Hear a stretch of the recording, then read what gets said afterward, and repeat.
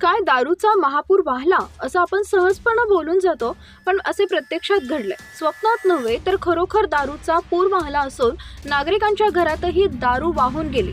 ही घटना पोर्तुगालच्या Sao Lorena D बेरो येथे ही घडली आहे.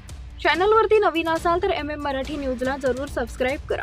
रविवारी पोर्तुगालच्या साओ लोरेना डी बैरोच्या रस्त्यावर लाखो लिटर रेड वाईनचा पूर आल्याने खळबळ जरी उडाली असली तर या संदर्भात अमेरिकन मीडियाने वृत्त दिले. त्या वृत्तानुसार 22 लाख लिटरपेक्षा जास्त रेड वाईन असलेली टाकी फुटल्यामुळे रस्त्यावर रेड वाईनचा प्रवाह दिसत होता.